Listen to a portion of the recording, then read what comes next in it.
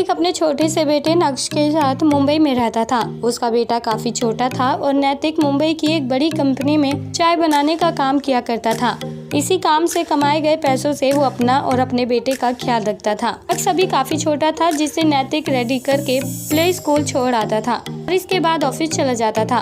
Office में उसका काम सिर्फ दोपहर तक का ही था और दोपहर के बाद वो अपना काम निपटा कर घर वापस आ जाता था और अपने बेटे के साथ ही टाइम स्पेंड किया करता था। नैतिक काफी गरीब था, जो सस्ती चीजों से ही अपने बेटे को खुश कर देता था। इसी तरह एक बार अपने बेटे को प्ले स्कूल छोड़ने के बाद जब नैतिक ऑफिस जा रहा था, तब उसे रास्ते में एक फुटबॉल वाले की दुकान दिखती है, जहां कई तरह की रंग बिरंगी फुटबॉल देखकर नैतिक सोचता है कि क्यों ना वो भी अपने बेटे के लिए एक फुटबॉल खरीद ले। इसलिए वो उसी वक्त फुटबॉल खरीद लेता है और अपने साथ ऑफिस ले जाता है। ऑफिस पहुंचते ही वो फुटबॉल को एक टेबल पर रखने के बाद अपना काम स्टार्ट करता है और ऑफिस स्टाफ के लिए कड़क चाय बनाने लगता है। पर अचानक चाय बनाते वक्त जब नैतिक ने अपनी नज़र फुटबॉल की तरफ घुमाई, उसने देखा कि टेबल पर से उसकी फुटबॉल गायब हो चुकी थी। यानी कि ऑफिस स्टाफ में से ही किसी एक ने उसकी फुटबॉल चुरा ली थी। लेकिन नैतिक को समझ नहीं आ रहा था कि वहाँ मौजूद किसने उसकी फुटबॉल चोरी की है।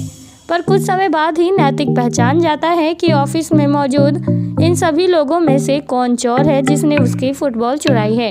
वेल दोस्तों, क्या आप इस तस्वीर को देखकर बता सकते हैं कि नैतिक की फुटबॉल किसने चोरी की है? अगर हाँ, तो आपके पास इस मजेदार सवाल का जवाब देने के लिए 10 सेकंड का वक्त है और आपका ये समय शुरू होता है अब।